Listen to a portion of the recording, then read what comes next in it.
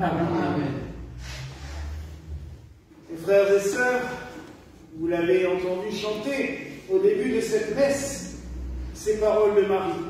J'adresse un pressant appel à la terre, et j'appelle les apôtres des derniers temps, les vrais disciples de Jésus. Ce message a été donné le 19 septembre 1846, sur une montagne des Alpes, à la Salette. Deux enfants se promenaient et ils voient au loin, dans un endroit totalement isolé, une femme assise sur un banc de pierre, avec les mains, la tête dans les mains, pleurant. Ils diront même, on aurait dit, une femme battue par ses enfants ou par son mari, qui aurait fui dans la montagne pour pleurer. Il s'approche d'elle, il voit qu'elle est habillée comme une paysanne du coin, mais elle a une couronne de fleurs sur la tête et de cette couronne s'échappent des rayons lumineux. Il voit aussi sur sa poitrine un médaillon très grand, un crucifix, avec d'un côté une tenaille et de l'autre côté un marteau, les instruments de la Passion, comme on voyait beaucoup ces calvaires dans les campagnes en montagne, le calvaire avec les instruments de la Passion, des fois la lance, des fois le marteau, attachés autour. Et elle leur parle. Elle va leur dire ce message-là. Elle va aussi leur dire que elle est là pour sans cesse prier pour l'humanité, afin que la colère, j'allais dire, de Dieu ne s'abatte pas face à l'égoïsme et à la méchanceté des hommes. Elle va aussi leur dire qu'il est temps, et déjà à l'époque, alors vous imaginez maintenant dans notre contexte actuel ce qu'elle pourrait dire, elle va leur dire qu'il est grand temps d'arrêter ce commerce le dimanche. À l'époque, c'est beaucoup de foires agricoles, une période de foires agricoles, alors les paysans travaillent dans les champs, et puis après, ils vont encore vendre dans les foires le dimanche. On commerce, et on oublie totalement Dieu, alors que c'est, j'allais dire, son jour. Elle va aussi aller plus loin, et c'est là que va se produire, par la suite, une des choses les plus étranges de ce qui s'est passé dans l'Église chrétienne au cours de l'histoire. L'Église va reconnaître l'apparition de la Salette en 1849. Maxima et Mélanie ont bien vu la Vierge. Les évêques vont être d'accord. Mais on va faire une chose complètement aberrante. On va prendre le message de la Vierge et on va en couper la moitié. Et on va dire, de manière assez officielle, oui, le début du message, c'est bien Marie, le reste, c'est inventé. Et on va mettre aux orties, j'allais dire, toute une partie, et la partie la plus belle et la plus intéressante du message que la Vierge a laissé à la Salette. Alors, qu'est-ce qu'elle dit dans cette deuxième partie? Et c'est là où c'est assez drôle. C'est qu'elle dit que les prêtres sont des abominations. Qu'il est grand temps que ça change dans l'Église. Qu'un jour Rome sera détruite. Quand elle parle de Rome, elle parle de l'institution en général, hein, toute l'Église. Et malgré tout, elle n'avait pas tort, puisque 30 ans après, Rome était envahie et le royaume pontifique, les États pontificaux, qui étaient un royaume dirigé par le pape, ont été exterminés. Le pape s'est retrouvé enfermé au Vatican avec plus le droit de sortir. Donc, elle n'a rien inventé. Tout ce qu'elle a dit s'est passé avec le temps. Et elle va dire à Mélanie, ça serait merveilleux de créer une communauté religieuse qui soit toute consacrée à ce message. J'adresse un présent appel, j'appelle les apôtres des derniers temps. Que toutes et tous se réunissent.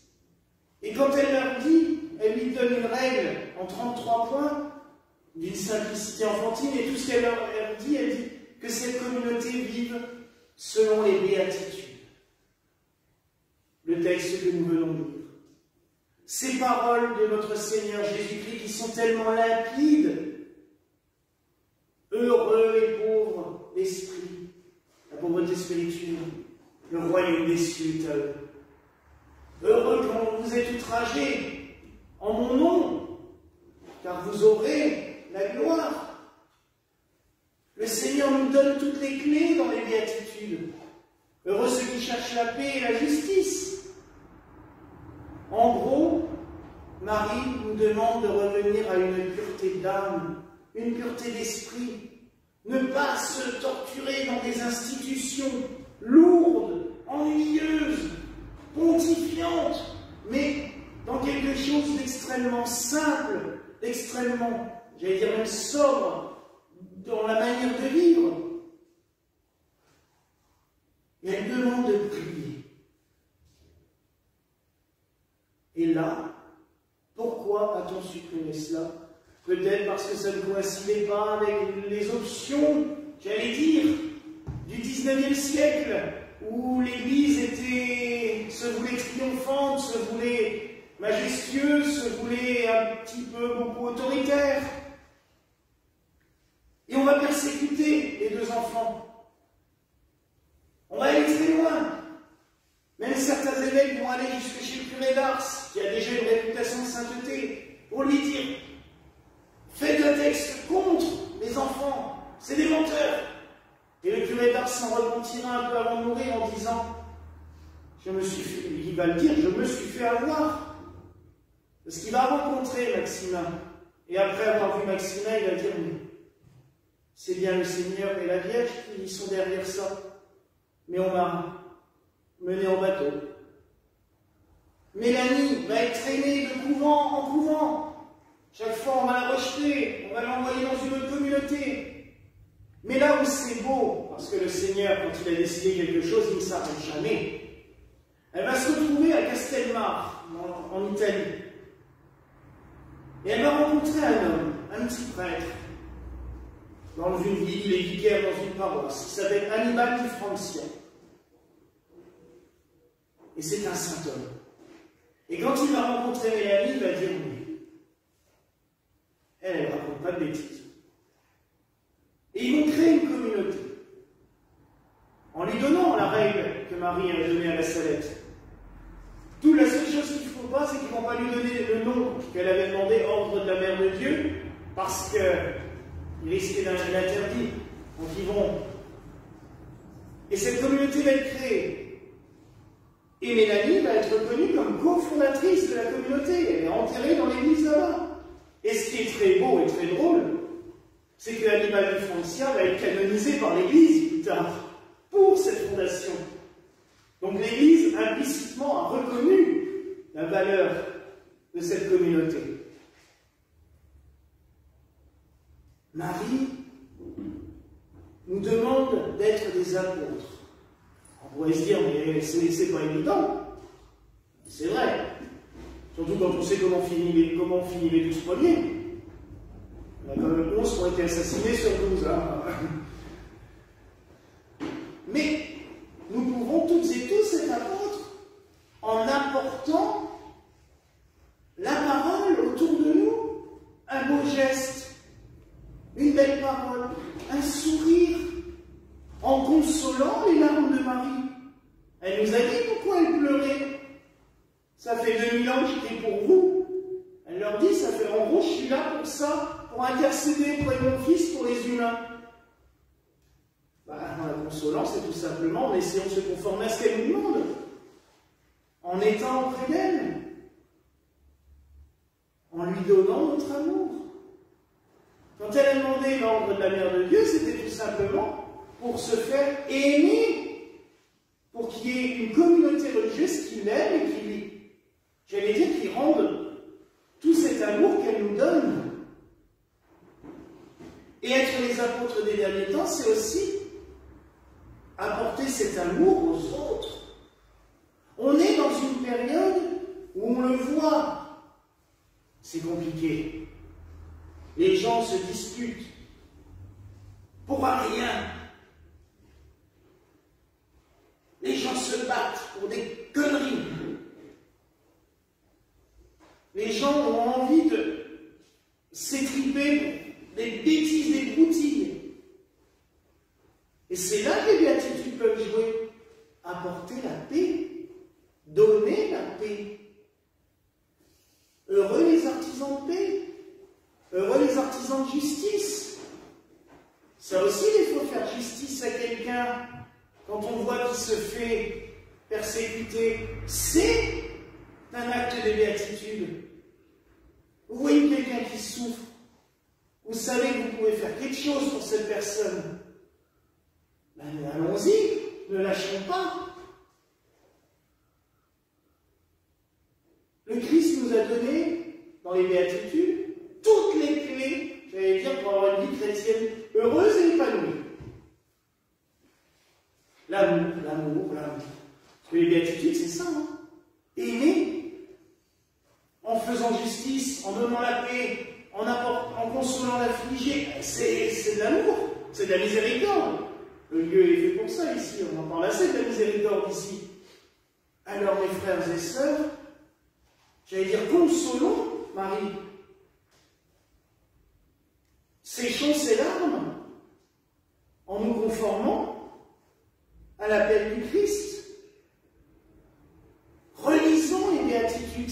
C'est un texte, je trouve qu'on devrait lire presque tous les jours pour se remémorer ces paroles et de se dire, bah tiens, aujourd'hui, qu'est-ce que j'ai fait qui correspond aux béatitudes?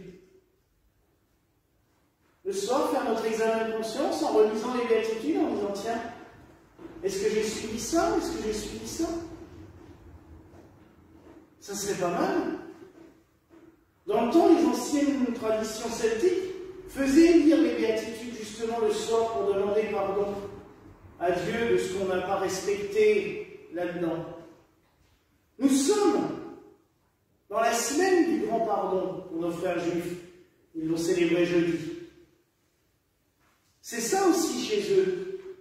Ils demandent à Dieu, pas les béatitudes puisqu'ils ne l'ont pas dans leur texte, mais ils demandent à Dieu pardon pour tout au long de l'année, là où ils n'ont pas, j'allais dire, été en communion, en parfaite union avec l'amour de Dieu, avec ce qu'il donne, ce qu'il nous donne. Alors nous aussi, en ce jour de Notre-Dame de la Salette, on peut aussi voir avec le Seigneur en disant, oui, là les béatitudes, je ne les ai pas toujours respectées. Pardon. Et Seigneur, merci. Merci de nous envoyer Marie comme une mère qui de temps en temps vient nous dire, et t'as oublié? Toutes les mamans ont fait ça. Quand elles vont voir leur enfant en leur disant, hé, t'as pas oublié quelque chose là? Mais Marie, c'est ce qu'elle fait. Alors mon ami Jean-Jean, je dis souvent, c'est une catéchiste. Oui, ça fait le Christ nous a révélé les choses une fois pour toutes, et Marie, elle revient pour nous faire un peu de catéchisme de temps en temps quand on a oublié. Elle vient, elle, oh, dans l'évangile, il y a marqué ça. Ne l'oubliez pas.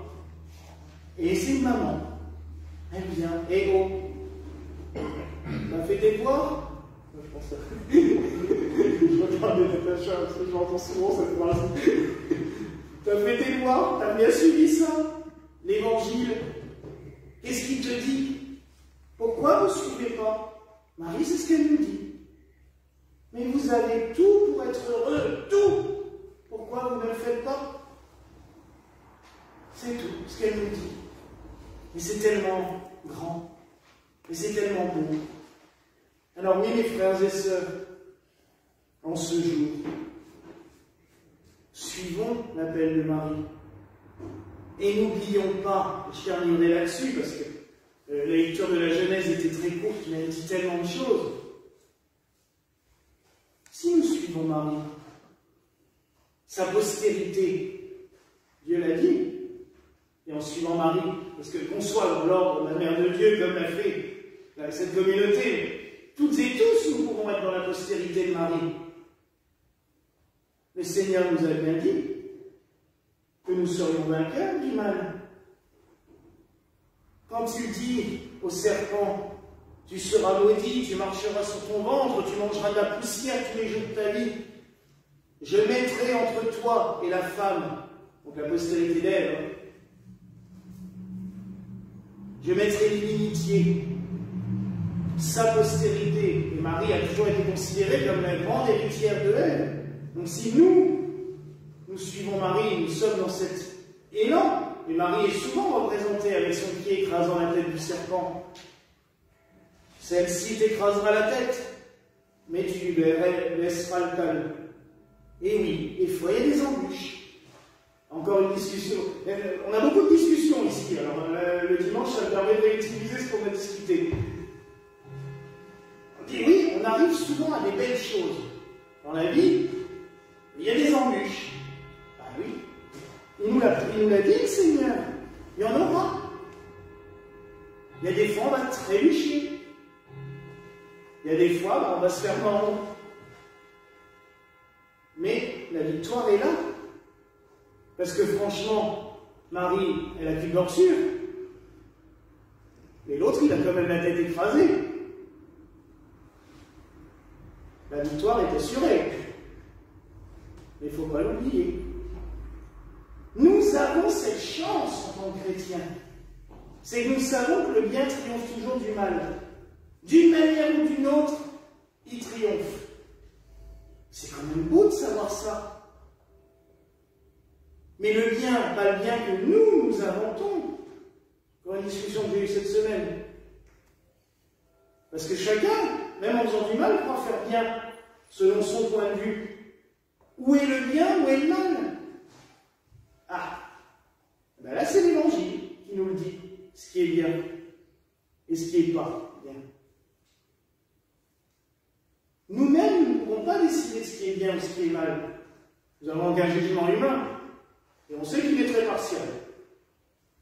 Mais les béatitudes, par exemple, nous disent ce qui est bien ou ce qui est mal. Le Seigneur nous le dit. Et le bien, tel qu'il est décrit dans l'Évangile, sera toujours vainqueur. Le Seigneur, il a été clair là-dessus. Et nous avons cette certitude. Et ça, c'est beau. Donc oui, mes frères et sœurs, suivons les paroles du Seigneur, suivons les paroles du Christ. N'oublions pas que la victoire sera toujours là, mais qu'il faut combattre, qu'il faut avancer, que des fois on va tomber, on va trébucher. Le chemin du calvaire, il n'a pas été drôle pour le Christ. Il a chuté 3 fois, il a fini mort, et il est ressuscité. C'est pour ça que Marie a crucifié sur elle, à la Salette aussi, pour nous rappeler que la passion est importante. Mais nous avons aussi la certitude que nous ne sommes pas seuls. Car nous avons notre Mère Céleste, notre catéchiste bienveillante, qui est là et qui revient régulièrement pour dire hop, on n'oublie pas. Et on avance surtout. Toujours. Ne jamais s'écrouler, ne jamais tomber, ne jamais reculer, ne jamais repartir en arrière. C'est pas ça que le Seigneur nous dit. Il nous dit avancer sur le chemin de la lumière. Pourvu que votre foi soit la lumière qui vous éclaire dans les jours de malheur. Voilà, mes frères et sœurs, la grâce que je vous souhaite en ce jour au nom du Père, du Fils et du Saint-Esprit. Amen. Et que la paix du Seigneur soit toujours avec vous. Et avec vous.